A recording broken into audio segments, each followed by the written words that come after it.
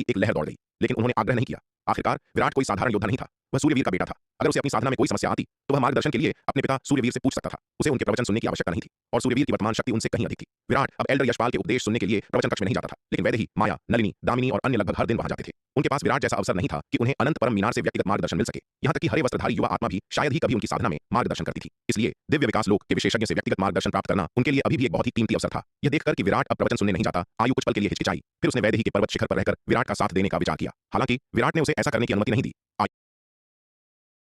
की अनुमति मिली थी, वह और भी प्रसन्न रहने लगी थी। आखिरकार ये लोग उसके पूर्व स्वामी ने उसे ऐसा करने की अनुमति नहीं दी। आयु मैं एल्डर अनुमति नहीं दी। आयु मैं एल्डर यशपाल के प्रवचन सुनने इसलिए नहीं गया क्योंकि मुझे इसकी आवश्यकता नहीं थी। तुम्हें सिर्फ इसलिए यहाँ मेरे साथ रहने की जरूरत नहीं है क्योंकि मैं नहीं गया। दिव्य विकास लोक के विशेषज्ञों के प्रवचन सुनने के अवसर हमेशा नहीं मिलते। तुम्हें जाना चाहिए और प्रवचन सुनने चाहिए। विराट ने आगे बढ़कर आयु के बालों को सहलाया और मुस्कुराते हुए कहा, ओह ठीक है भ्राता विराट। विराट की बात सुनकर आयु केवल सहमति में सिर हिला सकी। ये छोटी बच्ची स्वभाव से ही अनिर्णित थी। विराट उसे जो भी करने को कहता वह वही करती थी। इसके बाद विराट वैदेही सरोवर के पहाड़ों में एकांत साधना के लिए चला गया। जहां तक गोलियां बेचने की बात थी, उसने वह काम शार्दूल और विशाल कछुए को सौंप दिया।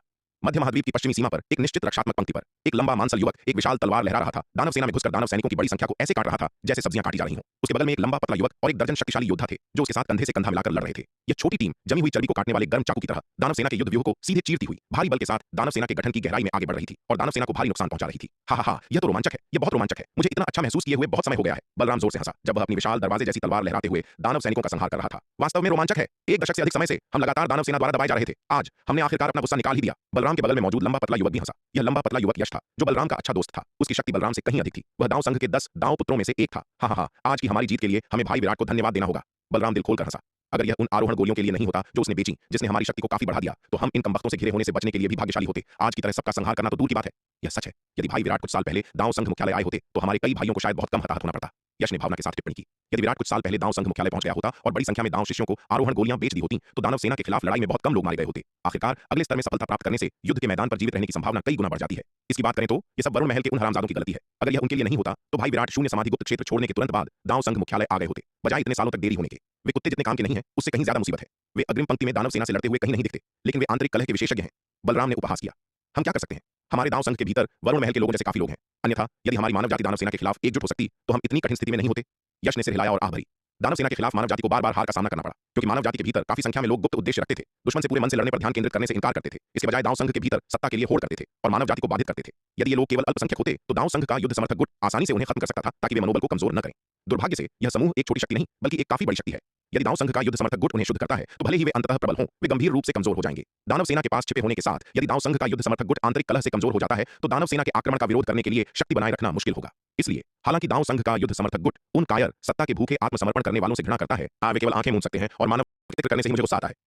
आंखें मूंद सकते हैं और मानवता के समग्र हितों के लिए उनके अस्तित्व को बर्दाश्त कर सकते हैं। इसे छोड़ो, अब इस बारे में बात नहीं करते हैं। इसका जिक्र करने से ही मुझे गुस्सा आता है। बलराम ने कड़वाहट से कहा। उसकी विशाल तलवार ने एक ही वार में बड़ी संख्या में दानव सैनिकों को कमर से 2 हिस्सों में काट दिया। अपनी दबी हुई हताशा से प्रेरित होकर बलराम, यश और अन्य लोगों ने दानव सेना पर अपना प्रकोप फैला दिया। वे दानव पंक्तियों में घुस गए, अनगिनत दानवों का संहार करते हुए तांडव मचाया। यह छोटी टीम पूरी तरह से दानव संघ के कुलीन शिष्यों से बनी थी, जिनमें से सबसे निचले स्तर के शिष्य भी आरोहण लोक के मध्य चरण तक पहुंच चुके थे। इसके अलावा उनमें से प्रत्येक एक अनुभवी योद्धा था जिसके पास भयानक युद्ध कौशल था। एक साथ मिलकर ये दर्जन भर लोग एक सच्चे दिव्य विकास लोक विशेषज्ञ के खिलाफ भी अपनी पकड़ बना सकते थे। उनके निरंतर हमले के तहत दानव सेना जल्दी ही तितर-बितर हो गई। हालांकि युद्ध के उन्माद में फंसकर वे अनजाने में दानव सेना के गढ़ में गहरे घुस गए। सब लोग आज के लिए बस यहीं रुकते हैं। ऐसा लगता है कि हम अकेले बहुत आगे बढ़ गए हैं। यश खतरे को भांपने वाला पहला व्यक्ति था और उसने चेतावनी दी। यश के शब्द सुनकर हर कोई अपनी उन्मत्त लड़ाई से बाहर आ गया। उन्होंने चारों ओर देखा और महसूस किया कि अपने भयंकर आक्रमण के बाद वे दानव सेना के क्षेत्र के केंद्र में गहरे घुस गए थे। उनकी वर्तमान स्थिति में यदि वे दानव सेना द्वारा पीछे से घेर लिए गए तो उनकी स्थिति भयानक होगी। यदि वे खतरे में पड़ गए तो भले ही मानव सेना उन्हें बचाना चाहे, वे संभवतः शक्तिहीन होंगे क्योंकि वे अब मानव सेना से बहुत दूर थे। यह देखकर सबसे बहादुर बलराम भी अपनी अभिव्यक्ति को थोड़ा बदलने से नहीं रोक सका। समय नहीं है, चलो तुरंत पीछे हटते हैं, बलराम ने जल्दी से कहा। इस समय उसे भी किसी अनहोनी का आभास हुआ। आज का आक्रमण कुछ ज्यादा ही सुचारू लग रहा था। हालांकि उन सभी ने नए लोकों में सफलता प्राप्त की थी और विराट से खरीदी गई आरोहण गोलियों को लेने के कारण अपनी शक्ति में काफी वृद्धि की थी। लेकिन दानव सेना को कम करके नहीं आंका जाना चाहिए था। कई लड़ाइयों से गुजरने के बाद वे अच्छी तरह जानते थे कि दानव सेना की युद्ध शक्ति कितनी भयानक थी। उन्हें इतनी आसानी से इतनी गहरी जगह में कैसे खदेड़ा जा सकता था? क्या यह उन्हें अंदर फंसाने के लिए जानबूझकर बिछाया गया जाल हो सकता है? यह सोचकर किसी ने भी और देर करने की हिम्मत नहीं की और तुरंत पीछे हटने के लिए मुड़ गए। जाने की कोशिश कर रहे हो, बहुत देर हो चुकी है। जैसे ही सब लोग पीछे हटने वाले थे, एक ठंडी आवाज गूंजी। सभी ने आवाज के स्रोत की ओर देखा और एक दानव को देखा जिसके सिर पर 2 सींग थे और जो एक भयानक आभा बिखेर रहा था, धीरे धीरे उनके पीछे दिखाई दे रहा था। असुरसुंद, तुम! इस दानव को प्रकट होते देखकर हर कोई तुरंत चौंक गया और आश्चर्य में चिल्लाए बिना नहीं रह सका।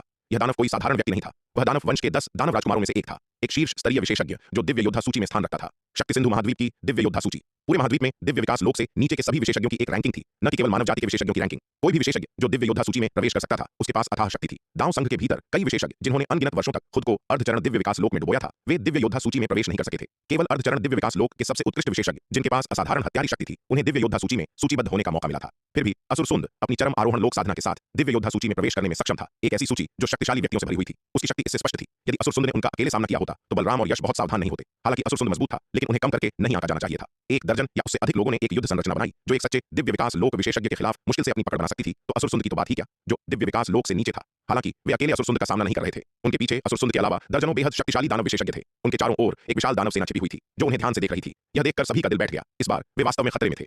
यश, बलराम, बस चुपचाप आत्मसमर्पण कर दो। तुम्हारी वर्तमान स्थिति में संघर्ष करना व्यर्थ है। यदि तुम आत्मसमर्पण करते हो तो मैं निश्चित रूप से तुम्हारे साथ दुर्व्यवहार नहीं करूंगा, असुरसुंद ने ठंडे स्वर में कहा, भीड़ पर नजर डालते हुए। यश और बलराम के खिलाफ साजिश रचने के लिए उनकी दानव जाति ने भारी कीमत चुकाई थी। इस अवधि के दौरान लगभग 2 लाख दानव यश और बलराम के हाथों मारे गए थे और ये सभी दानव सेना के कुलीन सदस्य थे। यश और बलराम का दस्ता दानव सेना के गठन को इतनी आसानी से तोड़ने में सक्षम था, इसका एक कारण असुरसुंद का जानबूझकर उन्हें अंदर आने देना था। अन्यथा भले ही यश और बलराम का दस्ता दोगुना मजबूत होता, वे दानव सेना के गठन को इतनी आसानी से नहीं तोड़ सकते थे। असुरसुंद ने यश और बलराम के दस्ते को जिंदा पकड़ने की योजना बनाने के लिए बहुत प्रयास किए थे। कुछ समय के लिए उसने यश और बलराम के खिलाफ लड़ाई के दौरान अपनी मुख्य सेना को जानबूझकर पीछे रखा, जिससे उन्हें सुरक्षा का झूठा एहसास हुआ। केवल जब यश और बलराम की सतर्कता धीरे धीरे कमजोर हो गई, तभी वह उन्हें आज दानव सेना के क्षेत्र में गहराई तक लुभा सका। और वही हुआ। लगातार जीत के बाद यश और बलराम की सुरक्षा धीरे धीरे ढीली हो गई। इस हद तक कि आज लड़ाई के उत्साह में फंसकर वे लड़ने में इतने तल्लीन हो गए कि उन्हें एहसास भी नहीं हुआ कि वे अनजाने में दानव सेना के क्षेत्र में गहराई तक चले गए थे। जब तक उन्हें एहसास हुआ कि क्या हो रहा है, वे पहले ही गिर चुके थे। थू, तुम चाहते हो कि हम आत्मसमर्पण करें, सपने देखते रहो। यह सुनकर बलराम ने गुस्से में थूक दिया। मैंने इस पूरे समय में मारने का अपना कोटा पूरा कर लिया है, तो ऐसा ही हो। मैं एक शहीद बनूंगा। बलराम, मैं तुम्हें सलाह देता हूं कि सम्मान के साथ दी गई शराब को ठुकराओ मत, वरना तुम्हें जबरदस्ती कड़वी दवा पिलाई जाएगी। असुरसुंद ने बलराम को देखा और ठंडेपन से कहा।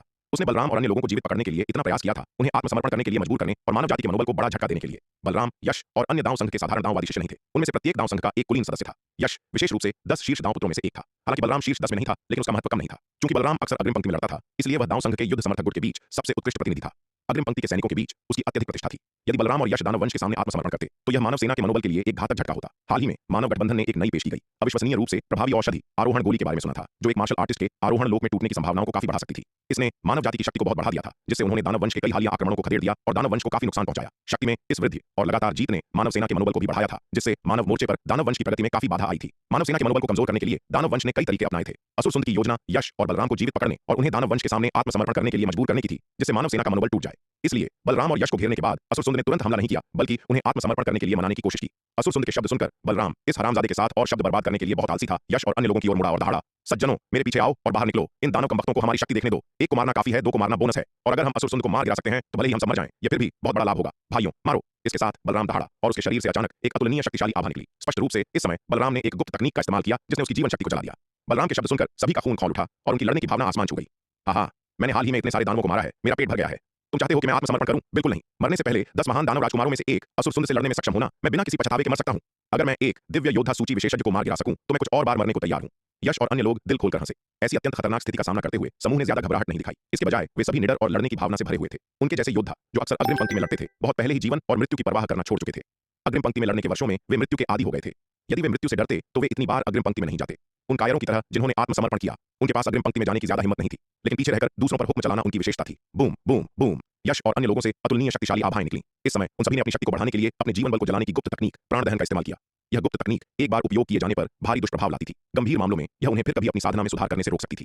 इन होनहार युवा प्रतिभाओं के लिए कोई भी ऐसी खतरनाक तकनीक का लापरवाही से उपयोग करने को तैयार नहीं था। लेकिन अब वे इतनी हताश स्थिति में थे, उनका जीवन दांव पर लगा था, तो उन्हें दुष्प्रभावों की क्या परवाह थी। यह देखकर असुरसुंद की अभिव्यक्ति गंभीर हो गई। उसे वास्तव में उम्मीद नहीं थी कि बलराम और अन्य इतने दृढ़ होंगे। बातचीत के लिए कोई गुंजाइश नहीं छोड़ेंगे, क्योंकि उन्होंने सीधे इतनी शक्तिशाली गुप्त तकनीक का इस्तेमाल किया। युद्ध के मैदान पर उसने कई मानव मार्शल आर्ट्स प्रतिभाओं का सामना किया था। अक्सर एक मार्शल आर्ट्स प्रतिभा जितनी अधिक होनहार होती थी, वे अपने जीवन को उतना ही अधिक महत्व देते थे। जब तक वह पर्याप्त उदार प्रलोभन देता, कुछ मानव मार्शल आर्ट्स प्रतिभाएं दल बदलकर आत्मसमर्पण कर देती थीं। इन वर्षों में उसने अपने आदेश के तहत काफी कुछ मानव मार्शल आर्ट्स प्रतिभाओं को अपने अधीन किया था। उसने शुरू में सोचा था कि बलराम और यश ऐसी हताश स्थिति का सामना करते हुए संभवतः अपने घुटनों पर आत्मसमर्पण कर देंगे। हालांकि उसके आश्चर्य के लिए उनके विरोध करने की इच्छा अविश्वसनीय रूप से दृढ़ थी। मारो। अपनी गुप्त तकनीक को उजागर करने के बाद बलराम और यश दहाड़े एक युद्ध संरचना बनाई और सीधे असुरसुंद की ओर दौड़े। यह दृश्य देखकर असुरसुंद की आंखों में ठंडक चमक उठी। चूंकि वे आत्मसमर्पण नहीं करेंगे तो वह उन सभी को मार डालेगा। हालांकि बलराम और यश को मारने से मानव सेना को हतोत्साहित करने पर उतना प्रभाव नहीं पड़ेगा जितना कि उन्हें जीवित पकड़ना और आत्मसमर्पण करने के लिए मजबूर करना। लेकिन इतने सारे मानव मार्शल आर्ट्स प्रतिभाओं को मारना अभी भी उसके लिए एक महत्वपूर्ण उपलब्धि थी। आखिरकार बलराम और यश जैसे लोगों को मारना बेहद मुश्किल होता अगर वह दानव सेना के क्षेत्र में गहराई तक नहीं घुसता। दांव संघ के उत्कृष्ट शिष्यों के रूप में यदि वे खतरे में होते तो दांव संघ की सेना निश्चित रूप से उनके बचाव के लिए आती। जब तक दांव संघ की सेना या उसके शक्तिशाली सदस्य समय पर पहुंचते, बलराम और यश को मारना मुश्किल होता।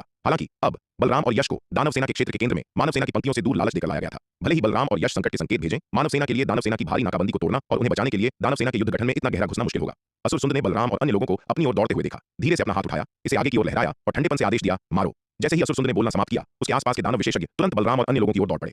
युद्ध के मैदान पर एक भीषण लड़ाई छिड़ गई। बलराम के युद्ध क्षेत्र से 10 अरब मील दूर एक भारी भरकम मानव सेनापति एक बड़ी मानव सेना का नेतृत्व दानवों के खिलाफ भयंकर लड़ाई में कर रहा था। यह मानव सेना बलराम के युद्ध क्षेत्र के सबसे करीब थी। इस सेना में भारी भरकम मानव सेनापति